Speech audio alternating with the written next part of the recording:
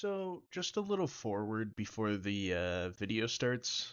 This video kind of started off as a review slash video essay sort of deal, but then I just started listing the reasons why I love this game. So, it's kind of more of a love letter video than anything. I just really like this game, and I think I wanted to, put it out there even more than it already is.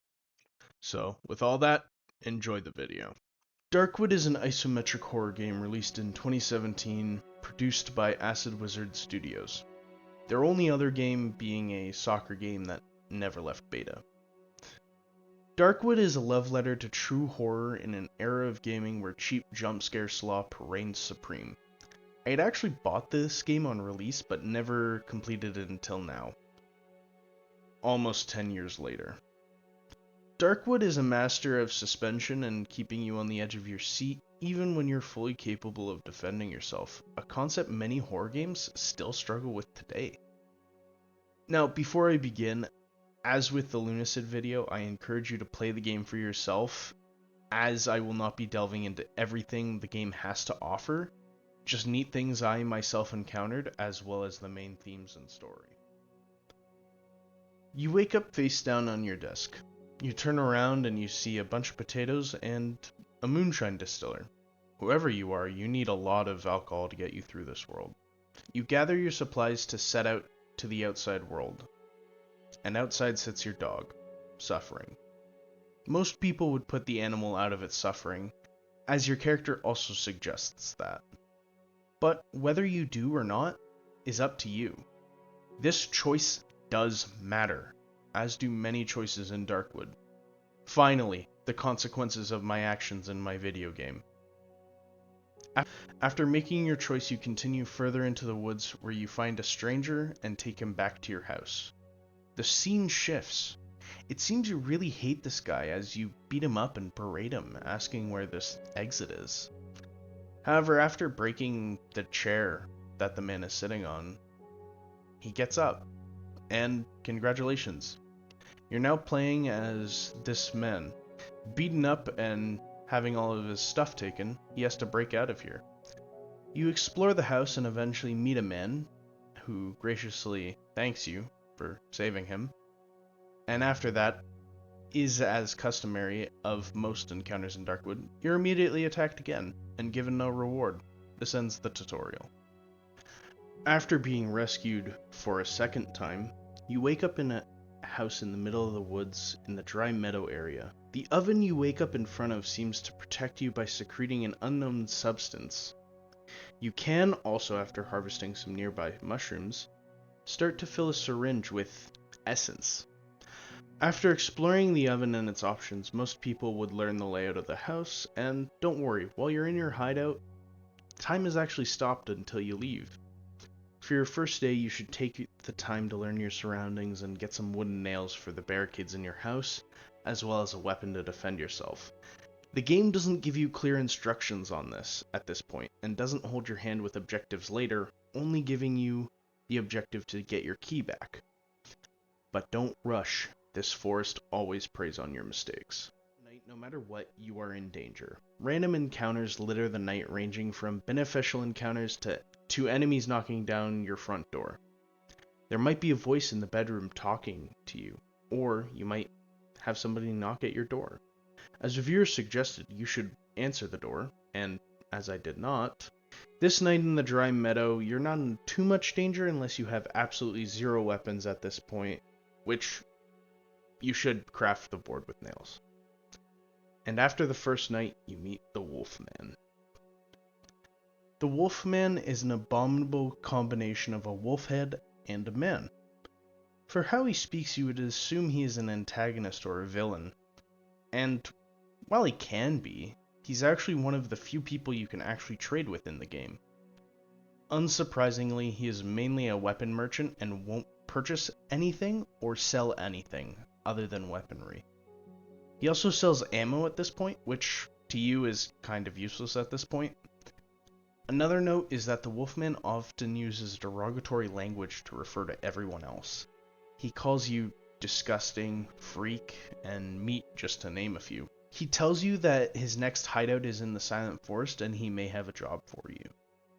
As you may have surmised by now, you have to get to the Silent Forest, but it is far more deadly than the meadow, as the Wolfman advised. There's not much story-wise in the Dry Meadow. It acts as a soft tutorial area for the player to get started. Overall, this part of the game is spent collecting most of the bulk of your supplies you'll use before you get to the Silent Forest, as well as learning how to craft Molotovs or a torch to burn away some of the worms keeping you away from the Silent Forest. Overall, while this is the easiest area in the game, it is still easy to get overwhelmed, and the woods prey on every mistake you make, including leaving bear traps all over the place.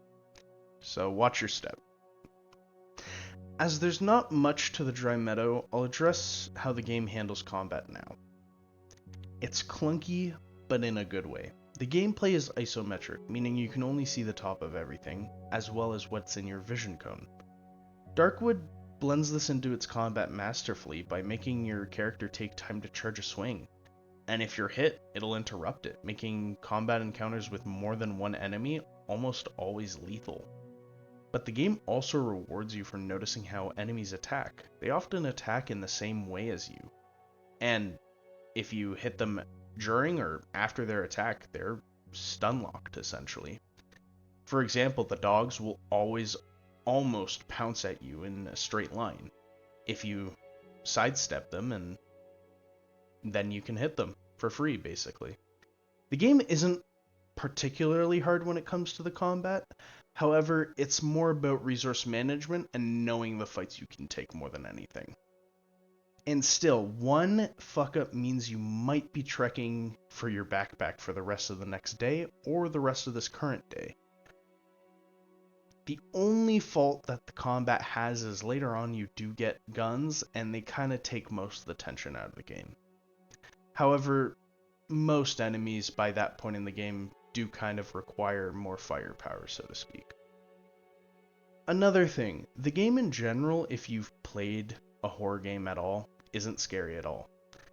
It does fill you with the suspense of impending doom through audio cues and basically a soundtrack that induces you with paranoia constantly. The main highlight of this is the night sections, where it acts as sort of a wave survival-based defense mode where you have to survive. But while random things may happen as your furniture gets thrown all over the place and you hear footsteps outside and maybe a barricade breaking, sometimes you just don't get attacked and nothing happens. But it still forces that feeling of dread. Now, the Silent Forest in general is much more difficult than the Dry Meadow. Enemies are tougher and more numerous and will attack you more at night. However, the weapons you can acquire here are far more powerful, there's far more resources and merchants to help you deal with the enemies here. There is also way more landmarks and stories in this area, as it contains much of what's left of the normal residents left in these woods. As normal as people who worship a giant deformed pig are, the hideout is also now a lot harder to defend. With there being open holes and missing doorways in some rooms, you likely need much more bear traps than what you can afford at this rate. I ended up using this room, but in reality, the beauty of the base defense in Darkwood is you can do pretty much whatever you want at night for your defense. You can hide and wait for them to come to you, or you can hunt them, going out on your own and moving around the base all around the night. But really, it's up to you. So now that you're situated in your hideout after the first night, likely there's a few options you can explore. You can go see the Wolfman who told you to meet him there, which on a first playthrough is likely what you will do. But on your way to see the Wolfman, you'll run into a peculiar garage, which is surrounded by some wild dogs, which, depending on how good you are at the combat at this point, will be pretty easy or particularly difficult. Behind a metal door, a voice asks you to clear out the other main building, which will house a bigger and tougher dog that has more health and does more damage, but with the same pattern of attack as the normal dogs. more so it's equal in difficulty. After killing the dog and going back to the metal door, it opens where you meet a man with a colander on his head. This is Piotrek.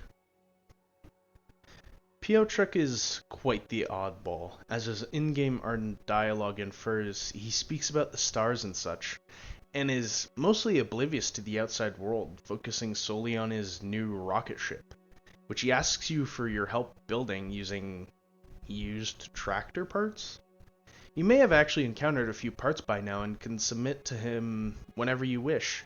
The quest is not time sensitive, as is every other quest in the game, but as Piotrek is also a merchant, when you submit these parts he gives you more currency for his shop, where he sells very useful bench upgrades and scrap metal for bear traps and weapon upgrades.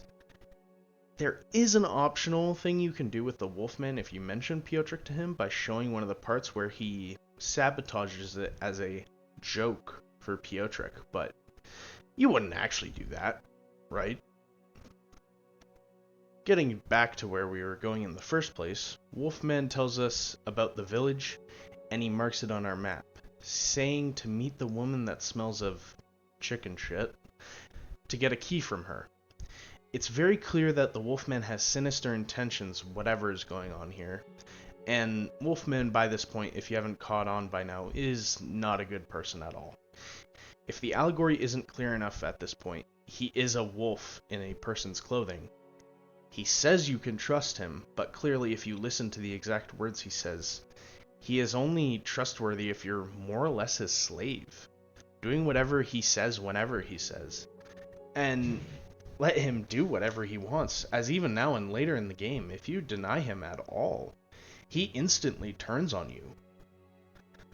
Wolfman thus far, I believe, represents a sort of rule of the jungle character. He has a persistent need to be dominant or on top of the food chain.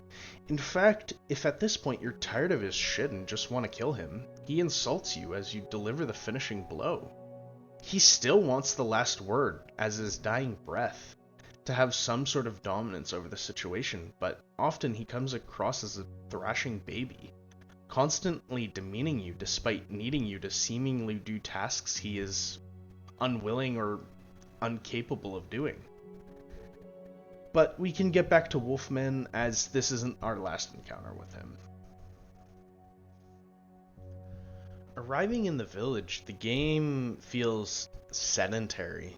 The atmosphere is a sickly gray, as you encountered a toppled statue of once might have been the local religion. You've seen them exploring the forest before, as they're littered all over the place, but now they're just desecrated and most of them have stones lodged inside of them. And the forest seemed pretty normal before all this happened. They had cars, churches, land. But now all that's left is this tiny little alcove marked by disemboweled pigs at its entrance. This is all that's left of the civil people in the forest. And even then, the first encounter is with a lady who had her house burned down. And she asks you to actually kill the village's food source, the sow. And by now that's the second person who mentioned killing the sow, the first being the Wolfman. The village has wronged this woman, as you discover they threw her child down the village well for being an abomination, and then killed her husband when they burned her house down. Going into the main part of the village, many villagers ask you who you are, or just to plainly get away from them, and some of them are having schizo fits in their house. The main thing you will notice here is people are barely holding on to anything. They cannot be helped by the mayor, who a local is seen pleading with, but the mayor just dismisses him and threatens to release his brother Andre on them. To the north of the village is the chicken lady, which you can tell because she has 10 chickens all around her, and this is the lady that the Wolfman was referring to. You can try and enter the rest of the house, but the door is locked, and upon finishing your chat with the chicken lady, music starts playing, well, if you can call it that, and the chicken lady asks if you can get rid of this racket. It's here that you meet the musician under a tractor. He only comes out if you reassure him that you will not harm him. He explains that he is playing music for the pretty lady that the chicken hag has been keeping locked up. It's here a similar task is given to you, as he suggests you give him the key to the lock room, and he swears he has no ill intent with the pretty lady, so to speak. The musician is either a child or a short man, as his art suggests he's small and heavily deformed by the plague which litters the land, the same one that renders you mute. He wears a very, very small mask on his face and claims that the doctor gave it to him to aid in his condition. It is suggested he is a child as he constantly talks about his parents, and he says he will wait for you in a silo near his parents' house where he's been hiding as his parents have been upset with him. After some clues strewn about, or by curious exploration, you can find a boarded up well, break it open, and jump inside with some rope. It leads you to a series of tunnels wherein you can find your first red chomper, an aggressive and relentless mob that will constantly charge you. Later on, you'll find out that this red chomper is particularly small compared to usual chompers. If you continue on, you'll find yourself still in the village, in a house on the outskirts here, as you find a key covered in chicken feces, and with it, one of the two biggest decisions of Chapter 1. Now, before we get into the big choice, it should be noted that the best part of Darkwood is you're able to beat the entire game without talking to anyone, really. You can actually make it all the way to the doctor's house all on your own. It just depends if you want extra rewards or not. The two main choices to get there are help the Wolfman or the musician, who both offer to help you if you give them the key to the chicken lady's house. Wolfman's path is simple. You give him the key and he tells you to deliver a decapitated chicken head to the lady. By the time you get there, Wolfman and the pretty lady are gone, supposedly gone to his main hideaway in the old forest. Meet him there and he guides you to the house. The musician's is a bit more complex. The quest will proceed as normal up until he asks you to ask his parents if he can come home. Why he asks you, someone who can't actually talk, is unknown, but his parents don't do much talking anyways as they've transformed into chompers, forcing you to kill them and tell the musician, and for telling him his parents just died, he takes it weller than most would. He allows you to meet the doctor in a different way, actually scheduling an appointment with him for you in a wrecked train car he's hiding out in. Now on to the second decision. The other most common decision is deciding the fate of the sow. Many have asked you to actually kill it. Others have complained on how they can't feed her and that means no more pigs and no more food. You can actually find the pig shed she is held in. Upon entering it, the villagers attack you regardless if you're there to help or harm the sow, zealously attacking you on your approach.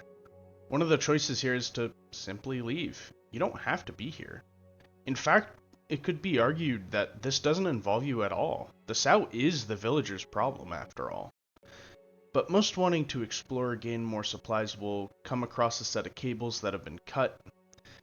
You can interact with them to repair them, but following them, you see a lever to it. It seems the villagers literally have to stun the cow in order to fill her feed trough. You see that the lever purposely only goes so far as to not kill the sow. The sow herself is an abomination of an emaciated pig enlarged possibly by the forest. She has razor-sharp legs that kill you quickly if you get too close, and clearly this pig isn't happy about it sitting there in its own filth. Unable to move, and yet it's the only source of food for the villagers. Repairing the cables or not, you will realize somebody gets hurt during this. And this kind of highlights one of my favorite parts about Darkwood. You're not the hero at all. In fact, there's a mirror in the pig shed that gives you the only view of the player character in the game, and he'll remark that he deserves this. In fact, looking at the journal entries and in-game comments the protagonist makes, he's a very cynical and callous man, very blunt about his observations. Regardless of your choice here, nothing is explicit right away. You can kill the sow, possibly freeing it from its torment, if it is in torment, but the village continues starving. Repair the cables and leave the sow? giving the village their food, or the worst of all, do nothing. So you aren't the hero in Darkwood, but the worst outcomes for the NPCs in this game often come from a complete apathy, a willingness to do nothing, or the selfish desire to do what is only seemed as a benefit to you. Darkwood is a masterpiece of making you want to interact with this world for the sole reason that the best options come from interacting with it, and not just speedrunning it. If you do kill the pig, two immediate things do happen. The villagers the next night will hunt you down immediately, leaving a ritualistic sign by your workbench. The other, though, I will not spoil, as it's a cool scene.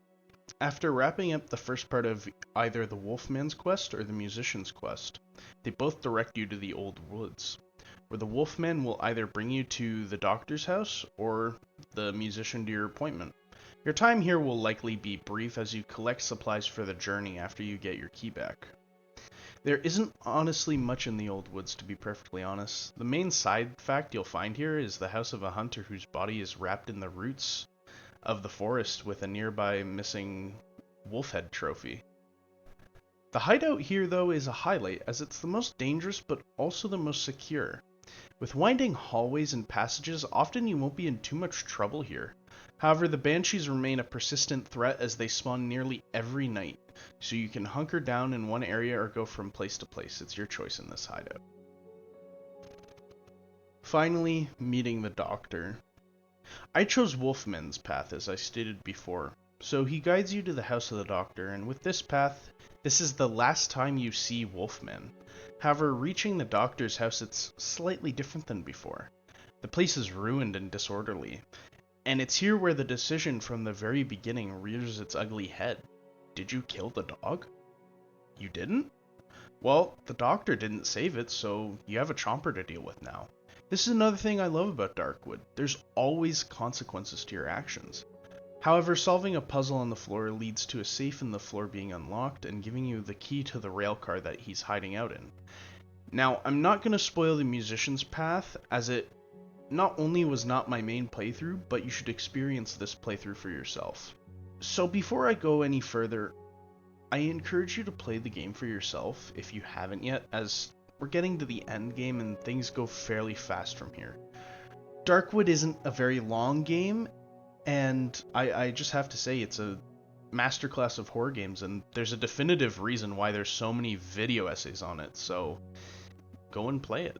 Reaching the doctor's hideout, you catch him by surprise. He crawls away from you, clearly knowing what you're capable of. He begs for his life, but also pleads that he can leave with you. The choice here is really up to you entirely here. After some anecdotal evidence of him genuinely trying to help the people of the woods and just trying to get back to his family, I let him live. The doctor is, just like you, an unfortunate victim of the forest, and he genuinely wanted to help the people and relieve them of the plague. I'll touch on the plague a little bit later as it's correlated to the broader weirdness of the woods, but regardless, after sparing him, the doctor will go to the underground entrance and wait. He will actually wait for you to get there. But he also advises you to gather your supplies, as this is likely a one-way trip. The passage is, as stated before, a one-way trip. An earthquake blocks your way back. If you spare the doctor, he'll accompany you through the tunnels briefly before running off. However, there is something of note. A man stuck to the floor with what seems to be a bullet wound in his head, and a corpse not too far that shares the same traits.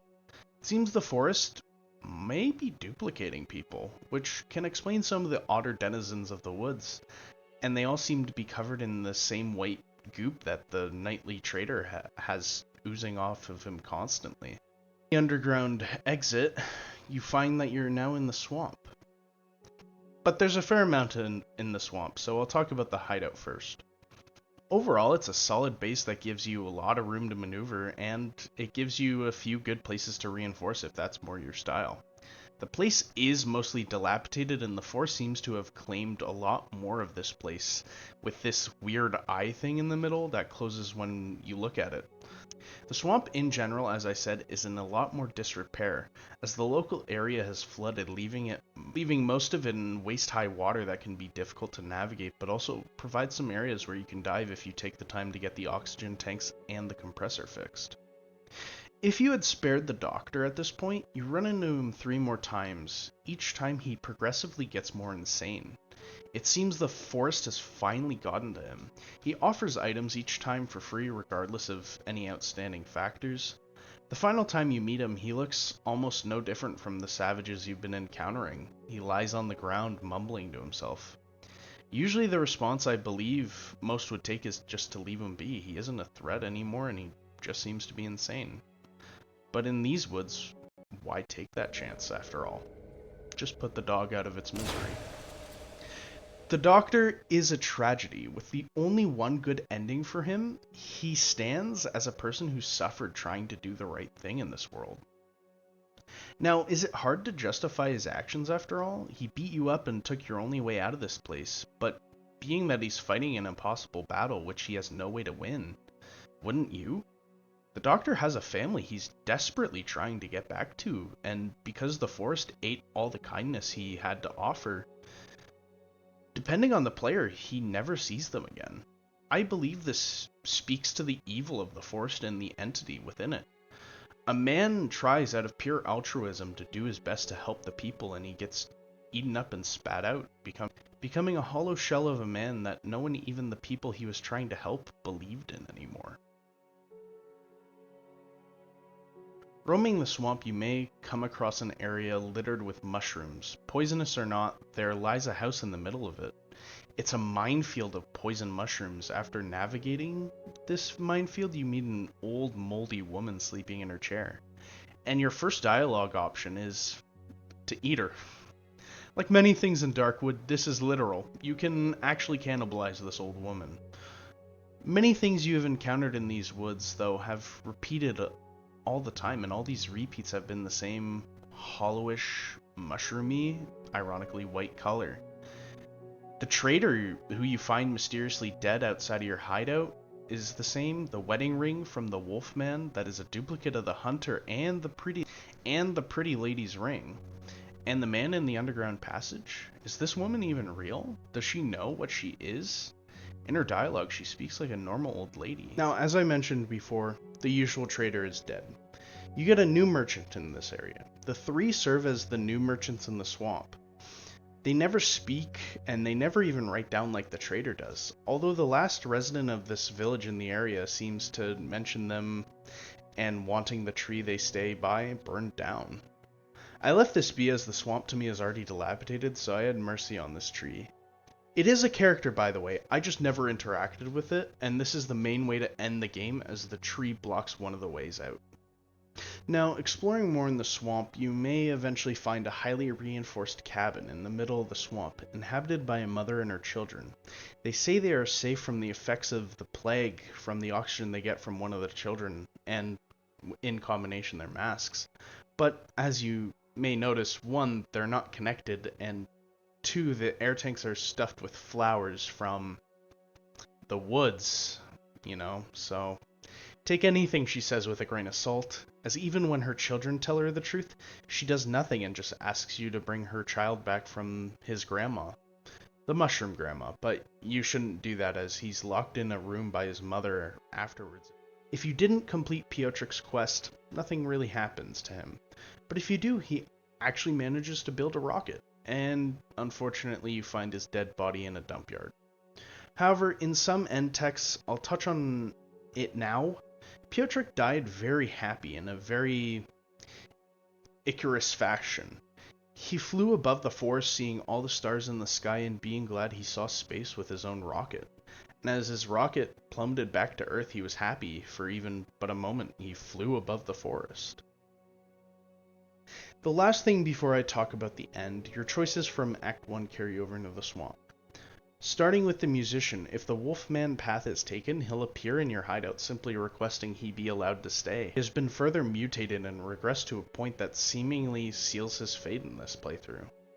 However, if Wolfman is disobeyed at any point, even if you side with him in the swamp, he will steal a random amount of things from your stash and leave a note to come confront him, piling on the theme I mentioned earlier where he needs to feel he's above everyone and must prove it if you've ever opposed him. He confronts you in an arena where he tries to get some other dogs to weaken you before he even steps foot in the arena. This guy is such a chud. He's unwilling to even confront a full-strength fight, and sure, dirty fighting is a thing, but it's not because he's strong, it's because he's so explicitly weak. However you decide to wrap up the loose ends in the swamp, there's only two ways to leave the forest. The talking tree by burning it down, or by the radio tower full of banshees, which initially the character cannot enter the final part of until the character remembers it for some reason, which speaks to how far the forest may have corrupted him by this point. I haven't really touched on it too much, but they're important now. Through the entire game, the protagonist has dreams that either are his own experiences or maybe the experiences of others when they've been harvested by the forest. But those are dreams, and this is happening now while he's awake. A bigger question is, did we kill the traitor? There's so many questions at this moment, and our protagonist is an unreliable narrator. Not everything he sees exists as it is, and it should be looked at with a little bit of scrutiny. If you take the radio tower, one more dream sequence plays where you have one chance to try to make it out this way, and it's perhaps one of the most intense sections in this game. With limited resources, often you must resort to running. After you complete these sequences, either way you leave the forest and run into a military camp that seems to be researching the trees and the roots, which are gigantic. You then arrive to a road and walk home. Or did you? When you get home, various things don't add up. An infinitely looping neighborhood, a radio crying for help, a fetus on the floor, and, the obvious voices in your walls. Now, here comes the two endings. And the only thing that matters to the protagonist is that you can go to bed, or you can get a screwdriver and find the voices in your floorboards. So, here I'm going to describe mainly the burn ending, and as stated before, spoilers ahead.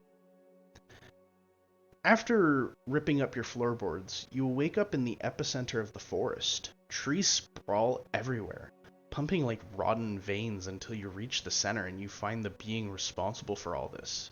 You can interact with it and get the bliss ending this way as well, but you can also bully this guy for his flamethrower and kill the giant evil orb.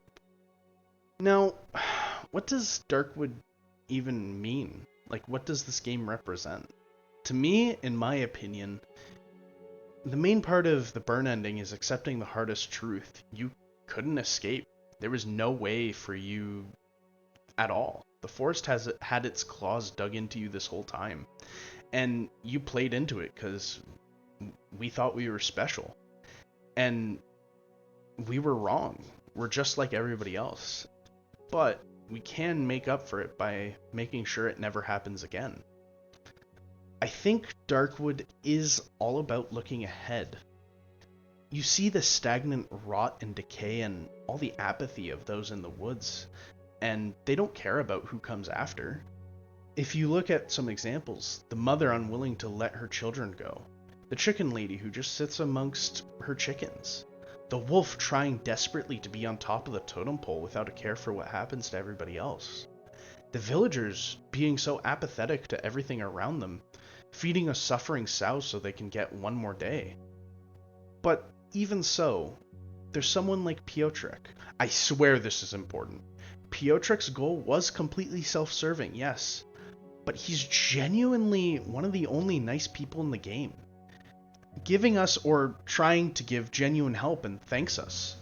And he's also the only person in the game to not treat the protagonist as a freak. And if you did Piotrek's quest, I think it foreshadows what comes for those people who do try to leave. Regardless if you see the protagonist as a nice guy trying to help or a cynic war vet trying to get home, you can genuinely help the people in these woods and the creatures of this forest. So, you ignite the center of the forest, but there's no happy endings here, not for people like the protagonist. However, unfortunately for me, the game treats you to a cutscene where it shows you who lived and who died. And having done Wolfman's route, a lot of people did die. Now, my closing thoughts are, what the being is and what it wants is really up to the player interpretation. Whether it's a being mindlessly copying things or something trying to deliberately make sense of an alien world by subsuming everything around it is really up to you. Darkwood is a game that gets a lot of praise, and for good reason. There isn't another game like it, and I don't think there can be another game like this. It was such a lightning in the bottle concept that, of course, there's 20 other videos just like mine on YouTube talking about how niche the game is, or the exact title of the most disturbing game you've never played. And while you see it all the time, it's true, because if you've never played Darkwood, you haven't had a similar experience to this. And so for the 15th time I've said it in the video, pick it up, it's fairly cheap, and honestly, if you don't have the money, Acid Wizard themselves uploaded it to piracy sites. Obviously be careful with these sites and make the proper precautions, but as well, this makes me excited for the sequel, but also equally just as scared. They announced it about a year ago, but they're handing it off to Icepick Lodge, the people who made the Pathologic series. So while it is in good hands, I'm cautiously optimistic as, in my honest opinion, Darkwood doesn't need a sequel. So let's just hope they capture the same essence of the first game in its world, because there's really nothing else like it. And with all that being said,